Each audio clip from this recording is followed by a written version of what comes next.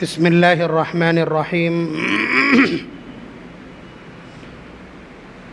الحمد لله رب العالمين والصلاة والسلام على سيد الأنبياء والمرسلين محمد وعلى آله وأصحابه أجمعين أما بعد أعوذ بالله من الشيطان الرجيم بسم الله الرحمن الرحيم محمد رسول الله والذين معه أشداء على الكفار رحماء بينهم تراهم ركعا سجدا يبتغون فضلا من الله ورضوانا سيماهم في وجوههم من أثر السجود ذلك مثلهم في التوراة ومثلهم في الإنجيل إلى آخر الآية.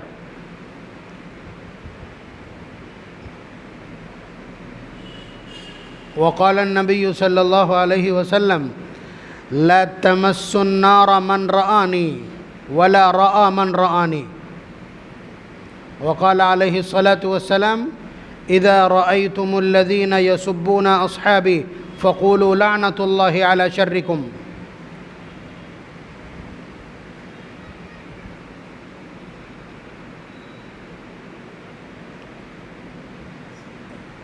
ہمارا جمعیت علماء کا ایک زون ہے، اتر پردیش کو 3 حصوں میں تقسیم کیا ہے. اس میں سے جو سینٹرل زون ہے اس کے 26 ضلع ہیں، للت پور سے لے کر کے پیلی بھیت تک. ان 26 ضلعوں کے ذمہ داروں میں میرا بھی نام ہے نائب صدر کی حیثیت سے. کل ہماری عاملہ کی میٹنگ تھی لکھنؤ میں دوبگہ میں. وہاں ہمارا جو ایجنڈا تھا میٹنگ کا، اس ایجنڈے میں ایک نقطہ یہ تھا کہ عظمت صحابہ کا تعارف کروایا جائے، یعنی صحابہ کی حیثیت کیا ہے، صحابہ اس امت کے لیے کیا حیثیت رکھتے ہیں، ان کا تعارف کروایا جائے. تو یہ پورا سفر کا جو مہینہ ہے، سفر کے مہینے میں ہم کو یہ ذمہ داری دی گئی ہے 4 جمعوں تک مسلسل اس عنوان کے اوپر امت کو صحابہ کی عظمتوں سے، ان کے مقام سے متعارف کروانا. ٹھیک ہے. اس کے بعد 1 ربیع الاول کو ایک مرکزی پروگرام لکھنؤ میں. اس کی ضرورت کیوں پیش آئی؟ اس کی ضرورت اس لیے پیش آئی ہے کہ اس وقت جس کا جی چاہتا ہے، جس کے خلاف جی چاہتا ہے، زبان کھول دیتا ہے. یہ نئی نسل کے جتنے بھی بچے ہیں، نئی نسل کے جتنے بھی بچے ہیں، یہ اس طرح کے مشن کا حصہ بنتے جا رہے ہیں، مشن کا حصہ بنتے جا رہے ہیں. اور بڑے بڑے زیرک لوگ صحابہ کے سلسلے میں کرٹیسزم کے مجرم ہیں، جبکہ یہ وہ ہستیاں ہیں جو ہماری دسترس اور ہمارے کمنٹ سے باہر ہیں. بات سمجھ رہے ہیں آپ؟ تو اس سلسلے میں ان کی زندگی کے گوشوں اور قرآن و سنت نے ان کا مقام کیا متعین کیا ہے، امت میں ان کا اسٹیٹس کیا ہے، امت میں ان کی ویلیو کیا ہے، امت میں ان کی شناخت اور تشخص کیا ہے، میں آپ کی خدمت میں عرض کروں گا. کسی شخص کے بھی عمل کو کچھ بھی کہہ دینا، ہم اب اس وقت نام نہیں لینا چاہ رہے ہیں، ان سب کا نام نہیں لینا چاہ رہے ہیں. کہہ دینا یہ روایت غلط ہے اور یہ فلانے نے کہہ دیا ہے، یہ فلانے نے کہہ دیا ہے.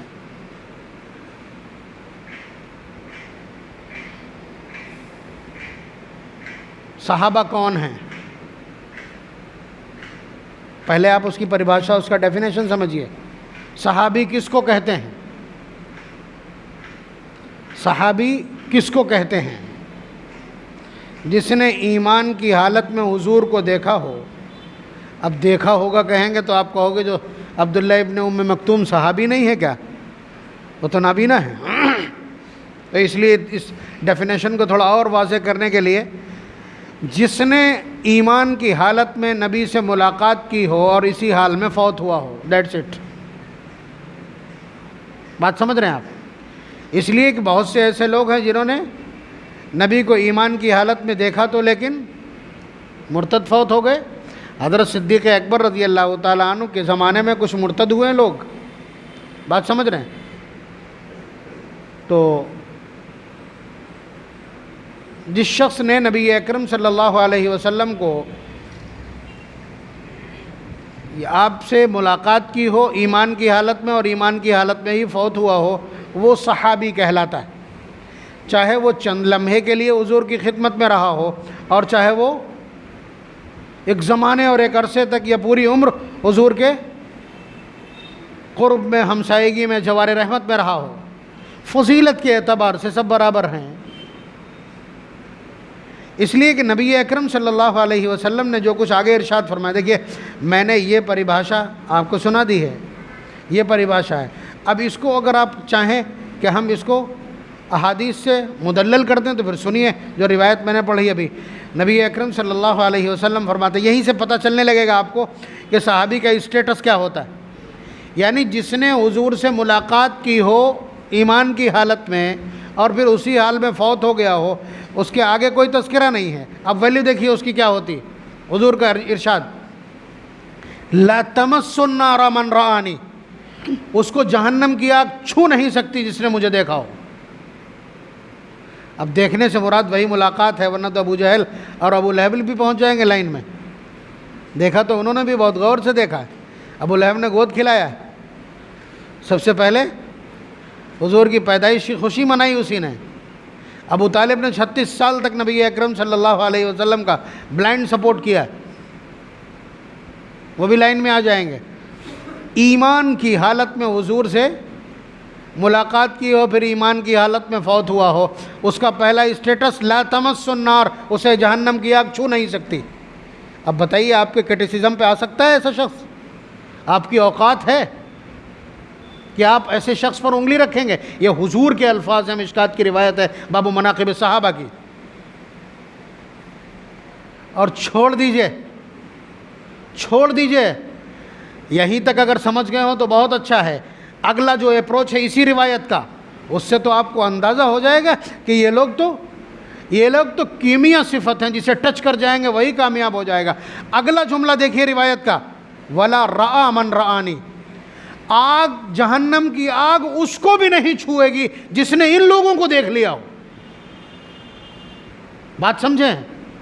لا تمس النار من رآنی ولا رآ من رآنی، جس نے نبی کو، حضور فرما رہے ہیں جس نے مجھے ایمان کی حالت میں دیکھا ہو اس کو جہنم کی آگ نہیں چھو سکتی، اور نہ ان لوگوں کو چھو سکتی ہے جو ان دیکھنے والوں کو دیکھ لے،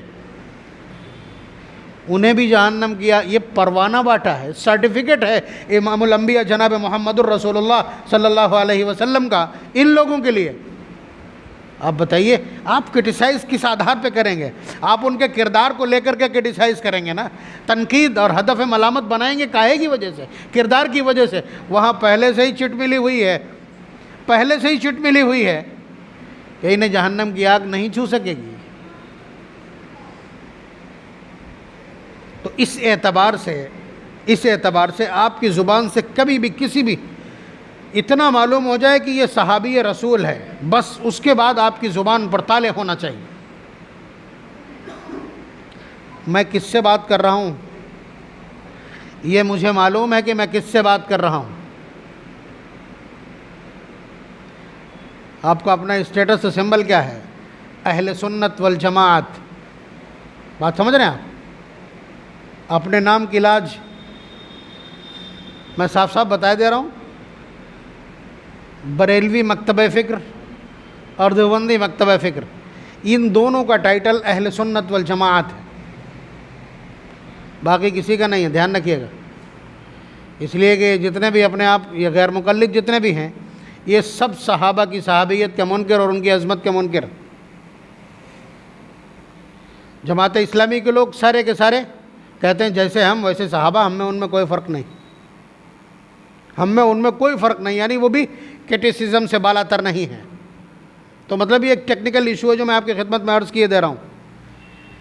اہل سنت کا مطلب نبی کے تمام اقوال کے ماننے والے، ٹھیک، والجماعت، اور جماعت کی بات ماننے والے، ان کی پیروکاری۔ یہ الجماع کا جو لفظ ہے یہی ہے، یہ بتلا رہا ہے کہ ہم صحابہ کو معیار حق مانتے ہیں، ہم ان کو بھی کسوٹی مانتے ہیں حق کی۔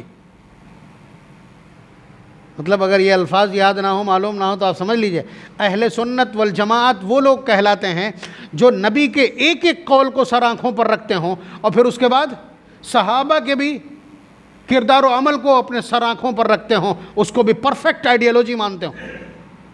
اس سلسلے میں یہی دو طبقے ہیں، اسی لیے ان کو کیا کہا جاتا ہے؟ اہل سنت والجماعت۔ باقی اور لوگ اہل سنت استعمال کر لیتے ہیں۔ اہل السنت والجماعت سے مراد صحابہ کو معیار حق ماننے کی بات ہے۔ چلیے، تو آپ کا نام اہل السنت والجماعت ہے، تو اس لیے آپ کی ڈیوٹی ہے کہ جس طرح نبی اکرم صلی اللہ علیہ وسلم کے اقوال کی پیروی کرنی ہے، اسی طرح صحابہ کے کردار کی بھی پیروی کرنا ہے۔ اس لیے کہ نبی کا سب سے بڑا کارنامہ یہی ہے کہ انہوں نے ایک طرف فارمولے کی وضاحت کی ہے، بھی ٹیکنیکل ایشو ہے، تھوڑا سا میں ابھی آگے بڑھ رہا ہوں، تو آپ نے سمجھ لیا اس بات کو کہ حضور نے کیا فرمایا؟ لا تمس النار من رآنی ولا رآ من رآنی، جہنم کی آگ اس شخص کو چھو نہیں سکتی جس نے ایمان کی حالت میں مجھ سے ملاقات کی ہو، اور اسے بھی نہیں چھو سکتی جس نے ان لوگوں سے ملاقات کی ہو۔ تابعی، وہ کون کہلاتا ہے؟ تابعی۔ حضور کو دیکھنے والے کو صحابی کہتے ہیں، اور صحابہ کو دیکھنے والوں کو کیا کہتے ہیں؟ تابعی کہتے ہیں، اور تابعی سے ملاقات کرنے والے کو تبع تابعی کہتے ہیں۔ یہ ٹاپ کلاس تین جنریشنز ہیں ملت اسلامیہ کی، کہ جن کے کردار و عمل کو ہم لوگ محفوظ رہنے دیں تو اچھا۔ اب تھوڑا سا اس سے آگے بڑھیں گے، صحابہ کا کردار جانچنا چاہیں، مطلب قرآن کریم نے صحابہ کے بارے میں کیا کہا ہے، وہ تو اگلے ہفتے کا مضمون ہے، وہ مضمون اگلے ہفتے کا ہے، بہت سینسیشنل ہوگا، ٹھیک ہے، لیکن ابھی اس وقت ہم ان کا اسٹیٹس کلیئر کر رہے ہیں۔ صحابہ ہیں کون؟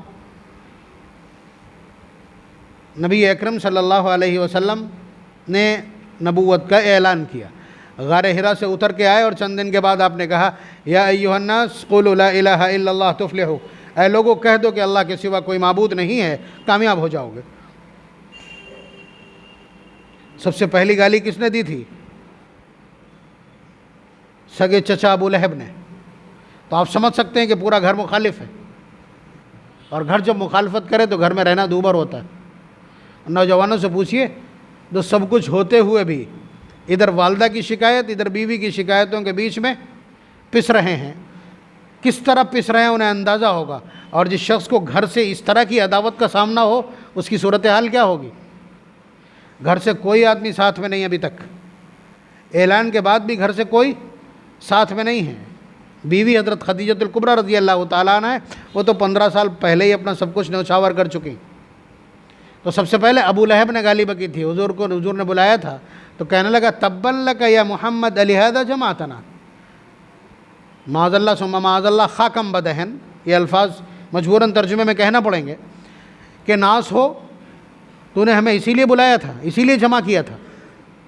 اس نے لفظ تب استعمال کیا ہے نا، تبا لک۔ اللہ تبارک و تعالیٰ نے خود سے جواب دیا، تبت یدا ابی لہب، ابو لہب تب ہو جائے، یعنی تباہ ہو جائے، تباہ و برباد ہو ابو لہب۔ اور پھر اس کے بعد حضور نے، اللہ تعالیٰ نے تو اس سے بھی آگے کہہ دیا سیصلی نارا ذات لہب، دہکتی آگ میں پہنچاؤں گا۔ اور اس کی بیوی جو اچھل کے اس کا ساتھ دے رہی ہے، وامرأتہ حمالۃ الحطب، یہ لکڑیاں اٹھا کے لا کے بیچنے والی جنگل سے، دیکھ لینا ایک دن اسی کی گردن میں خوب بٹی ہوئی رسی کا پھندا لگے گا۔ فی جیدہا حبل من مسد کا ترجمہ ہے یہ، خوب بٹی ہوئی رسی اس کے گردن میں ہوگی۔ تو ایک روز گٹھر لے کے آ رہی تھی اور گٹھر گرا اور وہی پھندا پھنس گیا، گر کے مر گئی۔ قرآن کریم کی پیش گوئی اور ثابت ہو گئی۔ تو آپ اندازہ کیجئے کہ نبی اکرم صلی اللہ علیہ وسلم نے جب نبوت کا اعلان کیا ہے تو آپ کے ساتھ ویوہار یہ ہو رہا ہے۔ اس کے بعد کون کھڑا ہوتا ہے؟ کون کھڑا ہوتا ہے؟ بلال کھڑے ہوتے ہیں، عمار کھڑے ہوتے ہیں، یاسر کھڑے ہوتے ہیں، سمیہ کھڑی ہوتی ہے۔ بات سمجھ رہے ہیں آپ؟ ایک ایک کر کے ساتھ میں جڑتے جاتے ہیں، ان کو مارا جاتا۔ صدیق اکبر رضی اللہ تعالیٰ عنہ کا حال یہ ہے کہ انہوں نے حضور سے ضد کی کہ اللہ کے رسول وہاں جا کے نماز پڑھیں کیا؟ حرم میں جا کر کے نماز پڑھیں؟ تو حضور نے فرمایا بدتمیزی بہت ہے، تم سمجھ لو۔ تو حضرت صدیق اکبر رضی اللہ تعالیٰ نے ہمت جٹائی اور جا کر کے وہاں نماز پڑھنا شروع کر دیا۔ تو حضرت صدیق اکبر رضی اللہ تعالیٰ عنہ کو گھیر کر کے اتنا مارا ان کے اوپر، ان کے جسم کے اوپر کودے ہیں یہ بدتمیز، جس سے پورا جسم بیکار ہو گیا تھا۔ اور یہ صبح کا واقعہ ہے، شام تک حضرت صدیق اکبر رضی اللہ تعالیٰ عنہ کوما کی کنڈیشن میں بے ہوش تھے، حالات اتنے سیریس ہو گئے تھے کہ ان کا قبیلہ تیم کے لوگوں نے آ کر کے اور اپنے ہاتھ اکٹھا رکھ کر کے اور اس کے بعد قسمیں کھائیں کہ اگر ابو بکر اس حادثے میں فوت ہو جاتا ہے تو جس نے ہاتھ لگایا ہے اس کو، ان سب کو قتل کر کے لاشوں کا انبار لگا دیں گے۔ حالانکہ بہت چھوٹا سا قبیلہ ہے، انہوں نے قسمیں کھائی۔ لیکن بہت عجیب و غریب واقعہ ہے کہ وہ لوگ، پورا خاندان تو آ گیا اس بات پہ، حالانکہ وہ سب ایمان والے نہیں۔ حضرت صدیق اکبر رضی اللہ تعالیٰ عنہ کی آنکھ کھلی تو آنکھ کھلنے کے بعد اپنی والدہ سے فرمایا کہ حضور کا کیا حال ہے؟ پہلی بار آنکھ کھل رہی 12 گھنٹے کے بعد، جملہ کیا ہے زبان پر؟ حضور کا کیا حال ہے؟ تو انہوں نے فرمایا بیٹا مجھے نہیں معلوم، ابھی ایمان نہیں لائی ہیں وہ۔ کہا مجھے نہیں معلوم۔ کہا کہ عمر ابن خطاب رضی اللہ تعالیٰ عنہ کی جو بہن ہے ان کو بلا کر کے ذرا پوچھیے، ماں اپنے بیٹے کی مشکل حالات میں کوئی بھی فرمائش پوری کر سکتی، بات سمجھ رہے ہیں؟ بلا کے لائیں۔ اب وہ ان کا خود ایمان چھپا ہوا ہے، ایمان چھپا رکھا ہے۔ جب سامنے آئی تو حضرت صدیق اکبر رضی اللہ تعالیٰ عنہ نے پوچھا کہ حضور کا کیا حال ہے؟ کہنا میں کیا جانوں کون حضور؟ وہ سمجھ رہی کہ میرا راز فاش ہو جائے گا، ان کی والدہ کو پتہ چل جائے گا، کہیں ادھر ادھر نہ ہو جائے۔ جب حضرت صدیق اکبر رضی اللہ تعالیٰ عنہ نے یقین دلایا کہ یہ میری والدہ ہیں اور راز فاش نہیں کریں گے، تو حضرت صدیق اکبر رضی اللہ تعالیٰ عنہ کو انہوں نے جواب دیا کہ خیریت سے ہیں، بس فرمایا کہ پھر میں ٹھیک ہوں۔ 12 گھنٹے مسلسل کوما میں رہنے کے بعد باڈی پوری طرح سے بیکار ہو چکی ہے، لیکن اس کے باوجود ایک دم ارجاوان ہو جاتے ہیں، اور اس کے بعد انہی کے ساتھ جا کر کے کہتے ہیں اس وقت تک مجھے یقین نہیں آئے گا، مجھے دکھلا دو۔ تو آپ یہ سمجھیے کہ اندھیرے میں ماں نے اور حضرت عمر رضی اللہ تعالیٰ عنہ کی بہن نے چپ چاپ اندھیروں میں لے جا کر کے حضور سے ملاقات کروائی ہے، تب جا کر کے صدیق اکبر اپنے پورے ہوش و حواس میں آئے ہیں۔ تو یہ دیکھ لیجیے آپ کون ہے ساتھ میں صحابیت کا تعارف کروا رہا ہوں، کہ نبی کے اس لائے ہوئے دین میں ابتدا میں کون ساتھ میں کھڑا تھا، وہی جنہیں صحابہ کہا جاتا ہے۔ تو یہ دین نبی اکرم صلی اللہ علیہ وسلم سے کنوے ہو کر کے یا سینہ بسینہ ہم تک پہنچا ہے، بیچ میں واسطہ کون ہے؟ ان کو ہٹا دو کہ دین نہیں بچے گا، بہت بڑی کھائی ہو جائے گی 100 سال کی۔ 100 سال تک دین کی وضاحت کی ہے حضرات صحابہ کرام نے، ان کو بیچ سے ہٹا دو کہ دین آپ تک نہیں پہنچے گا، ایک لفظ آپ تک نہیں پہنچے گا، خدا کی قسم۔ تو آپ اندازہ کیجئے کہ نبی اکرم صلی اللہ علیہ وسلم کے لائے ہوئے اس دین کی آبیاری کس نے کی ہے؟ خدیجۃ الکبریٰ نے اپنا سارا مال لٹا دیا ہے، صدیق اکبر نے اپنا پورا کاروبار جھونک دیا ہے، صدیق اکبر نے اپنا پورا وجود لگا دیا ہے، صدیق اکبر نے اپنا پورا کنبہ لگا دیا ہے حضرت محمد صلی اللہ علیہ وسلم پر۔ حضرت علی رضی اللہ تعالیٰ عنہ نے بچپن میں ہی حضور کا ساتھ تھام لیا ہے، حضرت سمیہ نے اپنی جان نچھاور کی ہے، اپنے 2 ٹکڑے ہونے گوارا کیا ہے، حضرت عمار نے انگاروں کے اوپر کلمہ پڑھا ہے، حضرت بلال رضی اللہ تعالیٰ عنہ کے پیروں میں رسی باندھ کر کے پورے مکے میں کھینچا گیا ان کو چٹانوں پر، ان کو تپتی ریت کے اوپر لٹا کر کے چٹانیں سینے پر رکھی گئی ہیں۔ یہ صحابیت ہے، یہ اس طرح سے آبیاری کی ہے انہوں نے۔ حضرت عمر رضی اللہ تعالیٰ عنہ 40ویں نمبر پر اسلام لائے ہیں، اور انہوں نے آ کر کے پھر اعلان کیا۔ تو اس سے پہلے کی صورتحال جو ہے کہ اتنا مشکل ہو گیا کہ اپنے گھر میں صحابہ کو رہنا ناممکن تھا، تب وہ مکہ مکرمہ چھوڑ کر کے کہاں گئے تھے؟ حبشہ گئے تھے۔ چونکہ بہت سارے غلام اور باندیوں نے ایمان قبول کیا تھا، اس لیے ان کے آقا پورے دن مارا کرتے تھے، لیکن کوئی ایک نہیں ہے، آپ بتلا دیجئے کہ اس پریشانی میں ایک بار اپنی زبان تک پلٹ دی ہو اس نے۔ بلال سے کیا کہا گیا؟ صرف اللہ احد کہنا چھوڑ دے بلال، تجھے چھوڑ دیں گے۔ کہا کہ یہ لفظ تو بند ہی نہیں ہو سکتا۔ حضرت سمیہ سے بھی اتنا ہی کہا تھا کہ ایک معبود کا نعرہ بند کر دے، تجھے چھوڑ دیں گے۔ حضرت سمیہ نے فرمایا فقض ما انت قاض، ارمان نکالو، جو کر سکتے ہو کرو، یہ لفظ نہیں بدلنے والا۔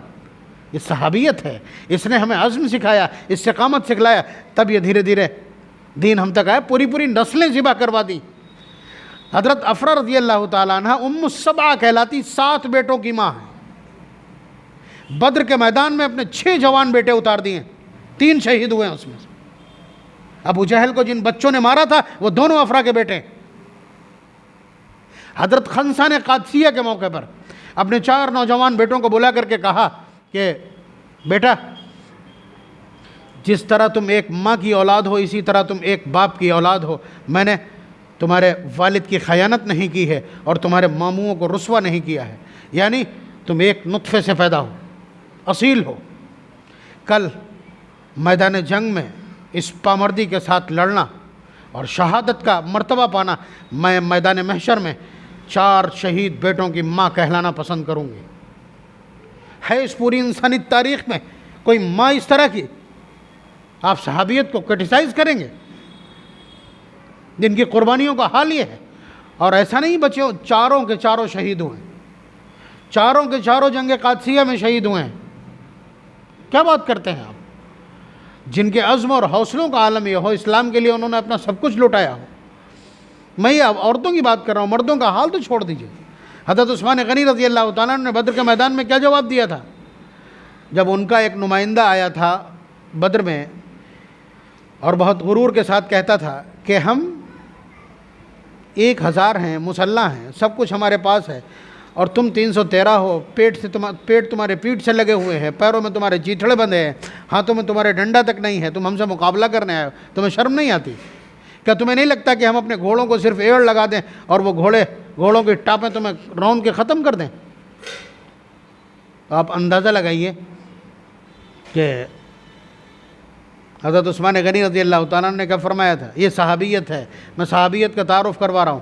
انہوں نے کہا کہ یہ تمہاری سوچ غلط ہے، تم سمجھ نہیں پائے ہم کو۔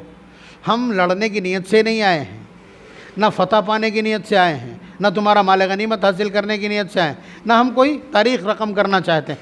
ہمارے پاس ایک جان ہے جو جناب محمد الرسول اللہ صلی اللہ علیہ وسلم کے قدموں میں نیوچھاور کرنے آئے۔ یہ صحابیت ہے، یہی صحابیت ہے۔ اللہ تبارک و تعالیٰ سے پوچھیں گے تو وہ خود عظمت بتلا دیں گے ان کی کیا ہے۔ نہیں، زبان پہ آیا جا رہا ہے، یہ حالانکہ اگلے جمعے کا مضمون ہے، لیکن آیا جاتا ہے تو میں کہہ دے رہا ہوں۔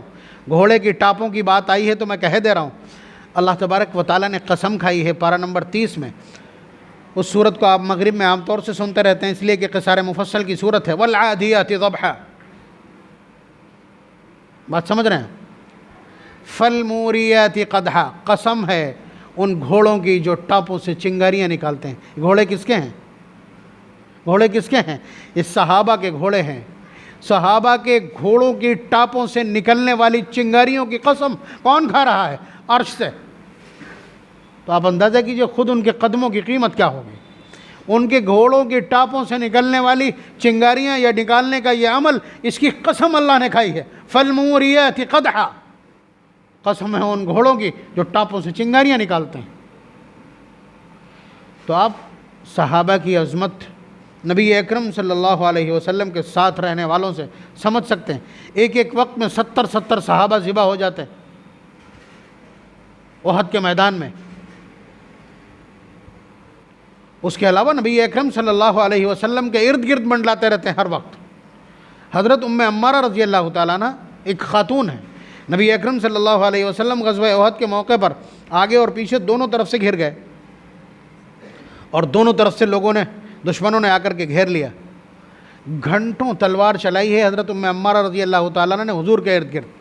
حضور نے بعد میں فرمایا کہ آج تو جدھر میں نگاہ اٹھا کے دیکھتا تھا ام عمارہ کو تلوار چلاتے دیکھتا تھا۔ عورتیں جو چوڑیوں کا وزن نہیں اٹھا پا رہی ہیں، آج اپنے سہاگ کا وزن نہیں اٹھا پا رہی ہیں، صحابیت کا مقام یہ ہے۔ انہوں نے تلوار چلائی ہے امام الانبیاء کے ارد گرد، اپنا سب کچھ نیوچھاور کیا ہے، اپنی نسلیں قربان کی ہیں، اور آج وہ تنقید سہیں گے۔ آپ نے میرے علاوہ بہت جگہ جمعہ کا خطبہ سنا ہوگا، اس میں ایک جملہ آتا ہے، اللہ اللہ اللہ۔ اللہ کب کہا جاتا ہے؟ جب اندر سے بہت تکلیف اور کرب ہوتا ہے، بے چینی ہوتی۔ حضور اس بے چینی کا، اس لیے کہ حضور کو اس طرح کا کوئی علم دیا گیا، بتلایا گیا ہے کہ آخر زمانے میں اس طرح بدتمیزی ہوگی، لوگ صحابہ کے خلاف منہ کھول دیں گے۔ تو حضور فرماتے اللہ اللہ فی اصحابی، میرے صحابہ کے بارے میں اللہ کے واسطے میرے صحابہ کے بارے میں سترک رہنا. لا تتخذوہم غرضا من بعدی، تم انہیں تنقید کا نشانہ نہ بنانا میرے بعد. لا تتخذوہم غرضا من بعدی فمن احبہم فبحبی احبہم، جو ان سے محبت کرے گا وہ میری وجہ سے ہی تو کرے گا. من احبہم فبحبی احبہم، وہ میری وجہ سے ان سے محبت کرے گا نا، یعنی جو ان سے محبت کرنے والا کہلائے گا وہ مجھ سے محبت کرنے والا کہلائے گا. ومن ابغضہم فببغضی ابغضہم، ان میں سے کسی ایک سے بھی اگر بغض اور نفرت رکھتا ہے تو وہ مجھ سے نفرت کرنے والا کہلائے گا. میرا صحابی ہے، میرا ساتھی ہے، میرا پڑھایا ہوا ہے، میرا تربیت یافتہ ہے، میرا شاگرد ہے، میرا تلمیذ ہے، اگر اس سے کوئی نفرت کرتا ہے تو اس کا مطلب یہ ہے کہ اسے میری تربیت سے نفرت ہے. کسی صحابی کی نیت پر، کسی صحابی کے جملے پر آپ انگلی اس لیے نہیں اٹھا سکتے کہ یہ سیدھی کہاں پہنچے گی. نبی اکرم صلی اللہ علیہ وسلم کے تزکیے کی خامی حضور کے فرائض منصبی میں ہے. یعلمہم الکتاب والحکمہ ویزکیہم، کہ وہ کتاب کی تعلیم دیتے ہیں، حکمت سکھلاتے ہیں اور ان کے دلوں کا تزکیہ کرتے ہیں، ان کے دلوں کی صفائی کرتے ہیں. بشری جو قدورتیں ہیں، جہاں سے گندگیاں پیدا ہوتی ہیں، اخلاقی رسائل پیدا ہوتے ہیں، ان سب کو صاف کرتے ہیں. کون صاف کرتا ہے؟ نبی اکرم صلی اللہ علیہ وسلم. تو حضور نے صحابہ کا تزکیہ کر دیا ہے، حضور نے صحابہ کا تزکیہ کر دیا، دلوں کو صاف کر دیا ہے. اب اگر اس پر کوئی انگلی اٹھاتا ہے تو یہ محمد الرسول اللہ کے تزکیے کے عمل پر انگلی اٹھانا ہے. اسی لیے امت کا متفقہ فیصلہ، الصحابۃ کلہم عدول، صحابہ تنقید سے بالا تر، صحابہ کو کسی کسوٹی پر کوئی نہیں پرکھ سکتا، کسی کی یہ مجال نہیں. میں کوئی نام نہیں لے رہا ہوں، آپ بسا اوقات کچھ بھی کہہ ڈالتے ہوں گے. حضرت امیر معاویہ، سب سے سستا چارہ دشمنوں کا حضرت امیر معاویہ رضی اللہ تعالیٰ عنہ، جس کا جی چاہا جو بول دیا. چھوٹے موٹے صحابہ میں نہیں ہیں، چوٹی کے صحابہ میں نام ہے، صحابی رسول ہیں. حضرت ام حبیبہ رضی اللہ تعالیٰ عنہ جو حضور کی بیوی ہیں، ان کے بھائی ہیں. حضور کی بیویاں امت کی ماں ہیں. وَأَزْوَاجُهُ أُمَّهَاتُهُمْ، کہ ان کی بیویاں پوری امت کی ماں ہیں. اور ماں کا بھائی کون ہوتا ہے؟ ماموں ہوتا ہے. پوری امت کے ماموں ہیں رشتے کے اعتبار سے، اگر آپ رشتوں کو اہمیت دیتے.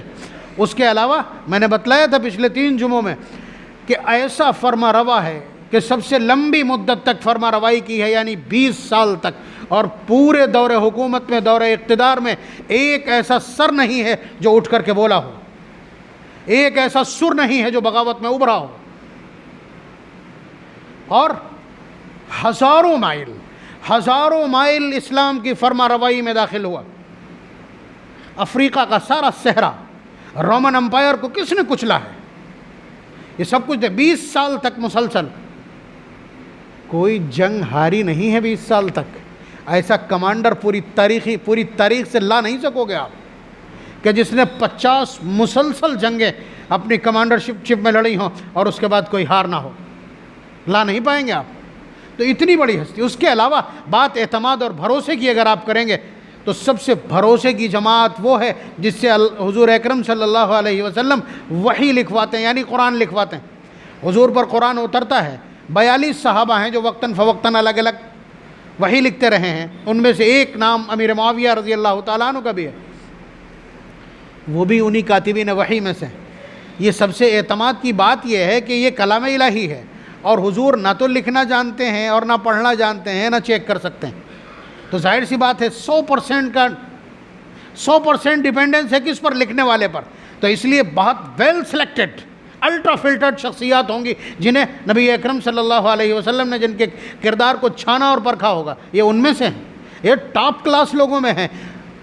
جس کا جی چاہا منہ کھول دیا، جس کا جی چاہا گالی بکنا شروع کر دی، بچ نہیں سکتا ایسا شخص. اللہ کی لعنت سے بچ نہیں سکتا کسی قیمت پر. اس کی وضاحت اگلے جمعے ہم کر دیں گے انشاءاللہ. اللہ تبارک و تعالی ہم سب کو نبی اکرم صلی اللہ علیہ وسلم کی عظمت کا احساس عنایت فرمائے، آپ کے لائے ہوئے دین کی اہمیت کا احساس عنایت فرمائے، اور جن لوگوں نے اس دین کی پاسبانی کی ہے، اپنے خون سے، اپنی نسلوں سے اس کی آبیاری کی ہے، ان کی بھی عظمت کا احساس ہمیں عنایت فرما دے. وآخر دعوانا ان الحمد للہ رب العالمین.